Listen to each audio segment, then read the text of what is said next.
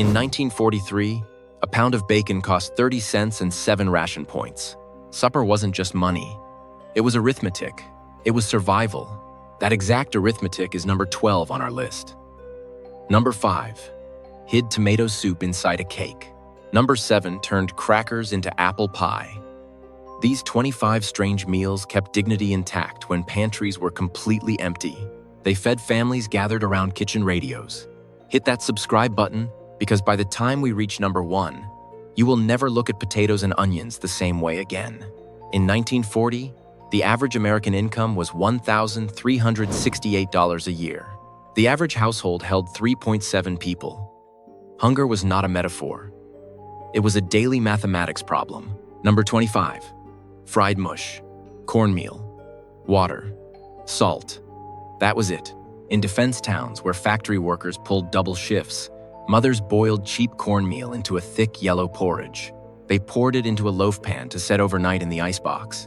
By morning, it was sliced thick and dropped into a sizzling cast iron skillet coated with leftover bacon drippings, the edges fried golden and sharp.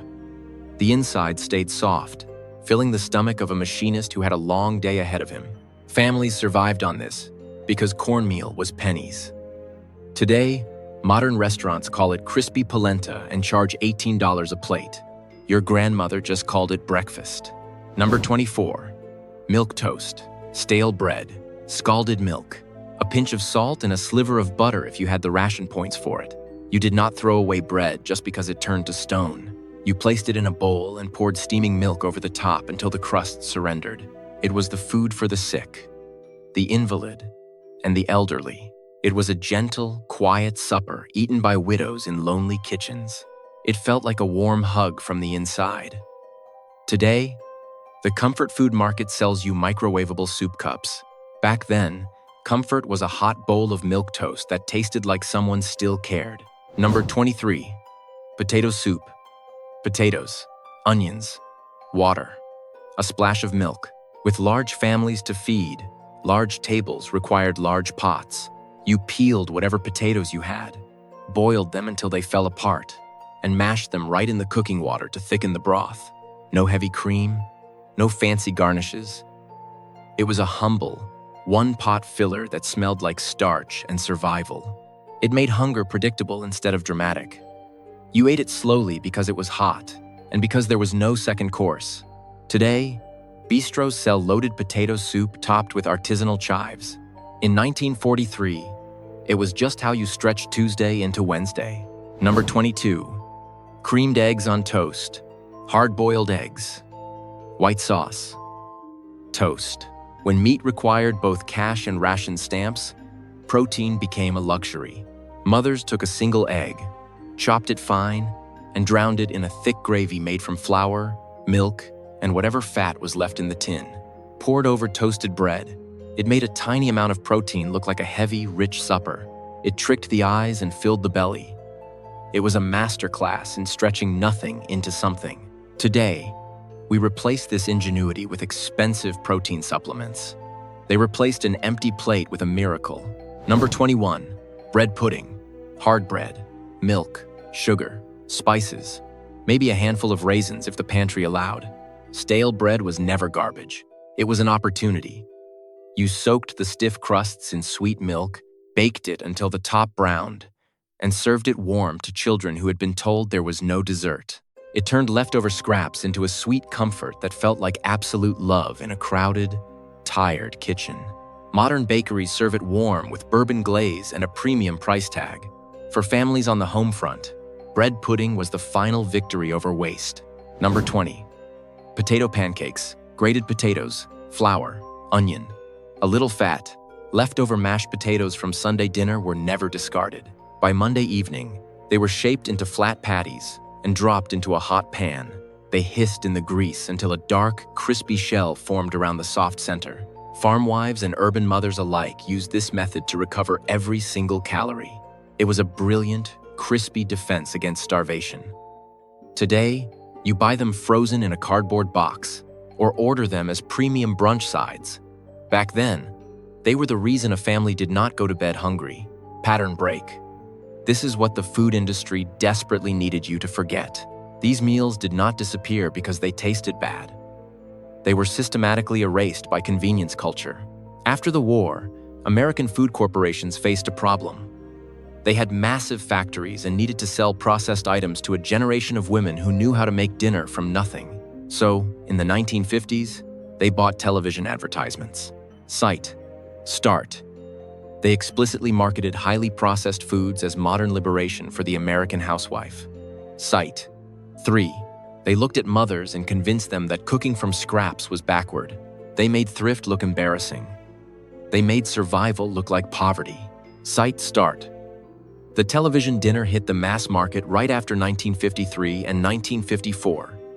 Sight. 5. It replaced the iron skillet with a frozen aluminum tray. Hollywood and Madison Avenue spent decades replacing that absolute kitchen genius with a prettier fiction. They wanted you to buy expensive canned soups instead of boiling your own leftover bones. They wanted you to feel deeply ashamed of saving bacon grease in an old coffee can. But those women were not backward. They were scientists. They kept their dignity entirely intact when the world gave them scraps. They were brilliant. The modern food industry just needed them to feel tired enough to eventually buy a shortcut, and we completely fell for it. Let us get back to the countdown with number 19. It proves my point exactly. Nobody starved on their watch. That is a proven fact. By May 1943, retail food costs had climbed more than 26% relative to pre-war lows. Families were bleeding money just to keep the stove lit. This was the leftover economy. Not a single crumb was permitted to die. Number 19. Cabbage and noodles. A head of cabbage, a handful of dried egg noodles, a heavy spoonful of saved fat. You chopped the cabbage into thick ribbons and threw it into a hot skillet until it wilted, softened, and turned glossy. You tossed in the boiled noodles and let the edges catch and burn just a little bit against the iron. It was cheap. It was incredibly heavy.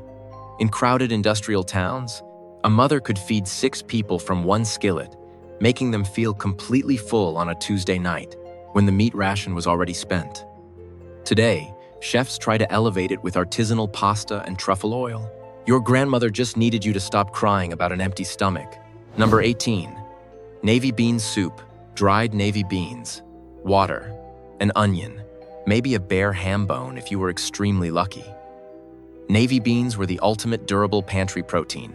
They kept for months in dark cupboards without spoiling, waiting for a week when the money dried up. A mother would soak them overnight, then let them simmer slow on the back burner for hours, until the broth turned incredibly thick and cloudy. It smelled like patience. This soup was not a culinary experiment. It made hunger predictable. It was a steaming bowl of security. Today, we buy thin, high-sodium canned bean soup. Back then, they boiled resilience. Number 17. Peanut butter and mayonnaise sandwich. 2 slices of cheap bread, a smear of peanut butter, a thick layer of mayonnaise. It sounds like a mistake. It wasn't. It was mid-century sandwich culture at its most desperate and ingenious. Peanut butter provided heavy, sticky protein, and mayonnaise added the rich fat and moisture. That dry, cheap bread desperately needed to go down easy. It was weird, but it filled the hollow space in a child's stomach during a long school day. Today, this combination reads as an internet joke. In a 1940s lunchbox, it was heavy, wet, and absolutely necessary. Number 16. Corned beef hash, potatoes, tiny scraps of leftover meat, onion, leftover gravy. This was textbook leftover economy. A roast from Sunday was carved, then scraped, then boiled for broth, and whatever tiny shreds of meat remained were chopped furiously into cold potatoes. You pressed that mixture into a hot pan until a dark crust sealed it all together. Hash meant no leftover was allowed to die. It rescued scraps that a modern kitchen would throw in the garbage without a second thought. Today, you sit on a sunny patio and pay $22 for brunch hash topped with a poached egg. In the 40s, hash was the absolute refusal to surrender a single calorie. Number 15. Liver and onions. Slices of liver, sliced onions, flour, fat. When premium cuts of beef were impossible to find or afford, mothers turned to cheap organ meat. Liver was incredibly nutrient-dense, packed with the iron that growing bodies needed. You dredged it in flour and pan-fried it with sharp onions to mask the metallic taste of the offal. Parents served it relentlessly because it was affordable and good for you. Children chewed it slowly, hating the texture, while their mothers watched, knowing it was keeping them strong. Modern upscale restaurants call this niche nose-to-tail dining. Your great-grandmother called it keeping her children alive. Number 14. Scrapple, pork scraps, broth, cornmeal, spices. In the mid-Atlantic and across the American South, families practiced pure anti-waste ingenuity. You took the parts of the pig no one wanted to talk about, boiled them down, mixed the rich broth with cheap cornmeal, and let it set into a firm, heavy loaf. The next morning, you sliced it thick and fried it hard. The outside snapped between your teeth, while the inside melted into savory, peppery fat. It kept a working man standing on his feet for a 12-hour shift. Today, artisanal breakfast menus list it as a heritage delicacy. Back then, it was just the law of the farm. Let us pause the countdown. Look at a modern American dining room. The meals we just discussed were designed to feed crowded, loud families, gathered around tables that used to seat 6 or more. But the children who grew up eating that potato soup are now in their 80s. The reality of modern aging is brutally quiet. In 2022, nearly 3 in 10 adults, aged 65 and older, lived entirely alone. When an older American woman loses her husband, she loses the shared meals that gave her cooking its rhythm. Without someone sitting across the table, the motivation to turn on the stove simply vanishes. You do not roast a chicken for one person. You do not bake a heavy loaf of bread when the house is entirely silent. Instead, you revert to what you knew when you were a child, living on a fixed Social Security benefit. The mental arithmetic of rationing quietly returns. You slice stale bread. You pour scalded milk over it. You sit at that large, empty table, eating a Depression-era supper in the fading afternoon light. These survival meals have quietly returned to thousands of American kitchens. They are not trendy, they are necessary, because the silence of eating alone is a completely different kind of starvation. Poverty taught them exactly how to survive the war. Now, it teaches them how to survive the long evening. Loneliness is the hardest ration to swallow. Number 13 will break your heart completely. Number 13. Salmon loaf, canned pink salmon, dry cracker crumbs, an egg or white sauce. Fresh fish was expensive and spoiled quickly, but canned salmon was a shelf-stable protein that lasted for months in the pantry. A mother would flake the oily fish out of the tin, carefully removing the soft bones, and mash it with dry crumbs until it held the shape of a heavy roast.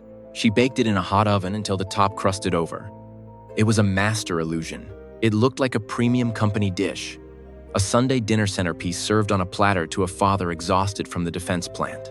Today, we buy expensive fresh fillets and frozen fish products. Back then, a tin can and cracker dust created the illusion of absolute luxury. Number 12. Creamed chipped beef on toast. Dried beef, flour, milk, a piece of toast. It started as a strictly military recipe, a cheap, salty stretcher that fed platoons of American soldiers. The GIs gave it a colorful nickname, S.O.S., and brought the taste for it back home from the mess halls. Mothers adopted it immediately because the dried meat kept without an icebox. You fried the curled, salty beef in fat, whisked in flour, and poured in milk until it bubbled into a thick white gravy. Spooned heavily over toasted white bread, it kept a factory worker fed. When gross weekly earnings averaged just $46.24 in June of 1944. Today, local diners sell it as a retro nostalgia plate. Diners sell nostalgia, but families served pure survival. Number 11. Rice pudding. Leftover boiled rice, milk, sugar, cinnamon. No one threw away cold rice. You scraped it from the pot, drowned it in sweet milk, and let it simmer on the back burner until the grains swelled and absorbed every drop. The house smelled like warm spice, masking the smell of the damp wool coats hanging by the door. It was sweet comfort engineered entirely from leftovers. It was how parents protected their children from the reality of an empty pantry.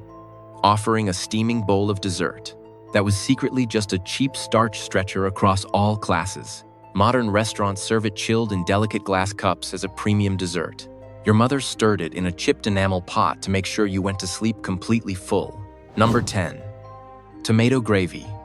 A can of crushed tomatoes, bacon grease, flour, a split biscuit or dry toast.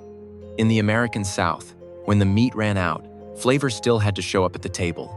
You whisked flour into hot grease until it browned, then poured in the acidic, bright red tomatoes. It hissed and spit in the iron skillet, thickening into a rich, savory gravy.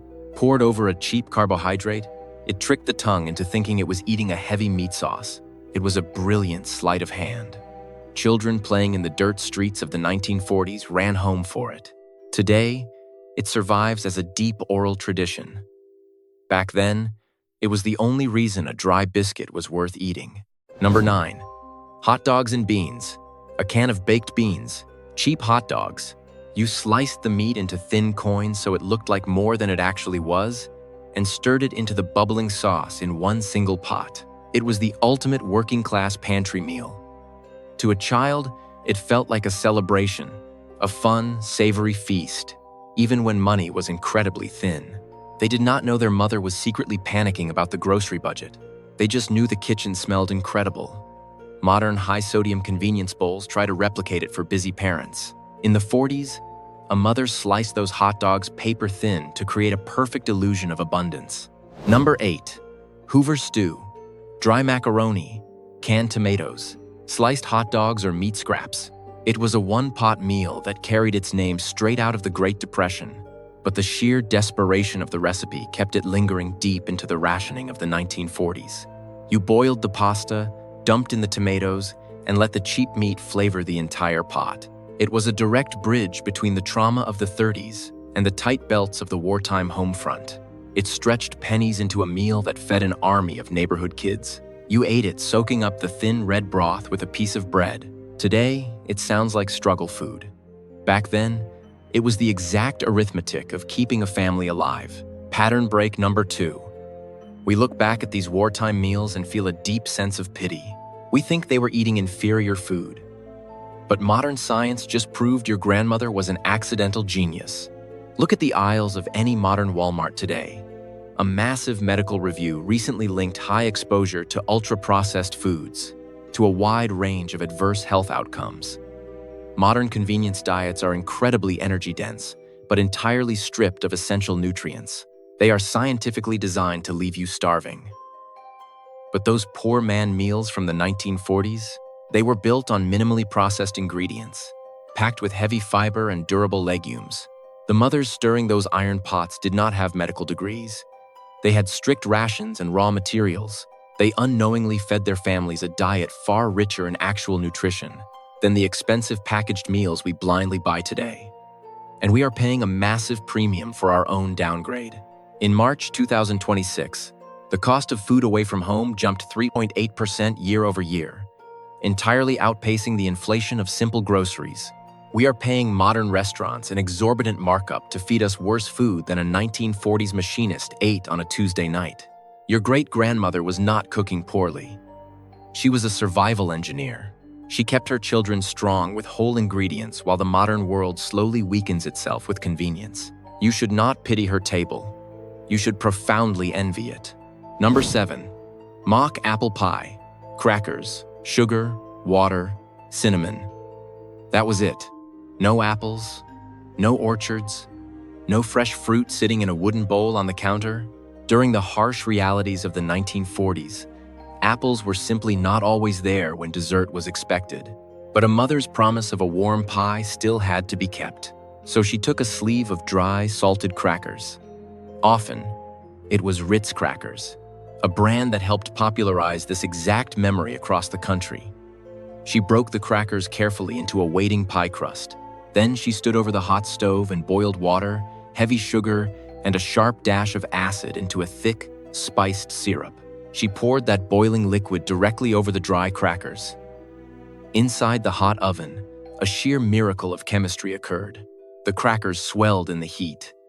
They absorbed the spiced syrup and perfectly mimicked the exact physical texture and mouthfeel of tender, baked apples. It fooled the tongue completely. Today, food bloggers bake it as a novelty trick for the internet and call it clever content. Back then, pretending you had fruit for one single evening was an act of absolute dignity. Number 6. Vinegar pie. Vinegar, sugar, flour, water. No lemons, no bright citrus shipped in from the coast. When the winter was cold and rationing felt endless, there was absolutely no fresh fruit to be found. But an exhausted family still needed a tart, sweet dessert to cut through the heavy, salty fat of the week's dinner. So you opened the dark cupboard and took out a bottle of sharp, raw vinegar. You mixed that harsh, biting acid with white sugar, a little flour to thicken the base, and plain water. You poured this impossible liquid into a simple pie crust and baked it until it set into a firm, wobbly custard. The sharp bite of the vinegar stood in perfectly for the missing lemon juice. It tricked the brain entirely, balancing the sugar with a bright, acidic punch. It was a pantry tart made when the world outside the kitchen was completely empty. Today, specialty bakeries call it an artisanal desperation pie and charge a premium price for the story. In the 1940s, vinegar pie was exactly what happened when all the fruit was gone. But hope absolutely had to be baked anyway. Number 5. Tomato soup cake. Condensed tomato soup, flour, baking soda, spices, no milk, no butter. You desperately wanted to bake a rich spice cake, but you had absolutely nothing in the icebox to make the crumbs soft or moist. So you reached for a tin can. You opened a heavy can of Campbell's condensed tomato soup. This was not an urban myth. The Campbell's company actually documented the official recipe development records. For this exact cake line by 1940, straight into a mixing bowl of dry flour, sugar, and baking soda. The natural acidity of the crushed tomatoes reacted violently with the soda. It made the heavy batter rise. It kept the crumb incredibly soft and moist for days. The heavy cinnamon and cloves masked the savory tomato flavor entirely. It sounds completely absurd to a modern palate. But you have to remember, the point of this recipe was never culinary novelty. The point was looking a child in the eye and making them believe they were still getting a magnificent dessert in the middle of a brutal ration year. Number 4. Mayonnaise cake. Mayonnaise, flour, cocoa powder, water, no eggs, no shortening, no expensive oil. The Office of Price Administration made absolutely sure that essential baking staples were heavily restricted by the point system. But a child's birthday was still a birthday, and you still had a jar of mayonnaise sitting on the shelf. Mayonnaise is ultimately just vegetable oil and egg yolks whipped aggressively together into a thick emulsion. So American mothers used it as a direct, brilliant replacement. They scooped thick, white mayonnaise directly into the dark cocoa powder and flour. They stirred it all together in a single bowl, scraping the sides with a wooden spoon until the batter turned dark and glossy. The mayonnaise substituted perfectly for the heavily rationed eggs and fat, creating a dark, incredibly dense, deeply rich chocolate cake. Children ate every single slice at the kitchen table without ever knowing the bizarre secret ingredient hiding inside the crumb. Today, people will gladly pay extra at an upscale cafe for a slice of super moist vintage mayo cake. Back then, a mother simply did the impossible. Number 3. War cake. Flour, water, spices, raisins, no eggs, no butter, no milk. The Office of Price Administration set top ceiling prices on meat, eggs, butter, milk, flour, cereals, bread, fats, oils, sugar, coffee, dried fruits, and processed foods. They controlled the American kitchen. Baking a traditional cake was mathematically impossible, but mothers absolutely refused to stop. They took cheap raisins. They boiled the dried fruit in plain water. They mixed that hot, dark liquid directly with flour and spices. Every ingredient was measured with absolute precision. You could not afford a mistake. A ruined cake meant a ruined week. They baked it in a harsh iron pan. It was called boiled raisin cake. It was heavy. It was dense. It tasted entirely like survival. They baked it to keep a vital promise to their families. The promise was remarkably simple. Even in a brutal war, children will still have cake. Today, modern bakers call this a vintage spice loaf. They bake it for internet videos. They act like it is a clever trick. In the 1940s, it was never a novelty. It was a mother's silent oath. It kept dessert on the table for millions. You ate a slice in the dark. You listened to the radio. You survived another day. You chewed the dense crumb. It was a harsh world, but the cake was sweet. Every crumb stayed. Number 2, dandelion greens and bacon grease. You walked into the yard. You picked the weeds. Dandelion greens grew wild in rural American backyards. You gathered them in a simple cloth apron. You washed the heavy dirt away. You wilted them in a hot iron skillet. Meat was strictly rationed. The government watched every single ounce of pork. You took whatever saved bacon drippings you had left in the coffee can. You poured the hot, smoking grease directly over the bitter, wilted greens. You added a splash of harsh vinegar. That was your supper. You ate the weeds from your own backyard. You ate them because the pantry was completely bare. You ate them simply to survive. You knew your yard could still feed you. This was the absolute bottom. This was the razor edge of starvation. But you did not starve. They did not complain about the taste. They knew the brutal cost of failure. The dirt beneath their feet provided what the stores could not. You swallowed the bitter leaves. You wiped the hot grease from your chin. You survived the long night. There was absolutely no romance here. There was only the harsh reality of an empty house. A mother fed her children weeds. She made them eat every single bite. The heavy grease coated their empty stomachs. It made them feel completely full. They went to sleep. They woke up alive. This was the brutal arithmetic of the home front. You used everything. You wasted absolutely nothing. You lived.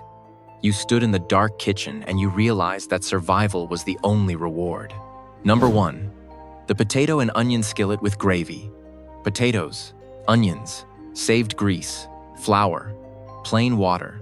That was the entire list. You took the cheapest, most common root vegetables pulled from the dirt. You sliced the potatoes paper thin so they would cook fast and stretch further. You threw them into a smoking hot cast iron skillet with a handful of chopped onions. You let them fry in the leftover grease until the edges caught, blistered, and turned dark brown. Then came the absolute magic of the desperate American kitchen. You did not wipe the pan. You took the burnt bits and the remaining fat, whisked in a spoonful of cheap flour, and poured in plain water. It hissed and boiled into a thick, dark gravy. You poured that heavy sauce straight over the fried potatoes. It coated the stomach. It made an empty house smell incredibly rich. This is the meal that said, I have absolutely nothing left in the cupboards, and my family is still going to eat a hot supper tonight. Today, modern chefs serve this in upscale urban bistros. They call it a rustic skillet hash or loaded breakfast potatoes. They charge a massive premium for the aesthetic. Your grandmother did not care about aesthetics. She cared about keeping her children alive. She turned dirt-cheap roots and water into an absolute feast. She built pure dignity from absolutely nothing. These 25 meals were never just about saving pennies. They were a massive, silent rebellion. They were how American families maintained their humanity when the economy, the rationing boards, and the world itself wanted them to completely break. They were the scars of a generation that refused to surrender. They ate these meals to remind themselves that they were still standing. Here is my challenge to you. Do not just watch this video and scroll away. Put your phone down tonight. Walk into your kitchen, slice a potato, chop an onion, fry them in a heavy skillet. Make the gravy. Do not sit on your comfortable sofa in front of a television. Take your plate, walk over to your wooden kitchen table, and sit down. Eat it slowly. Taste the heavy salt, the starch, and the history of your own grandparents.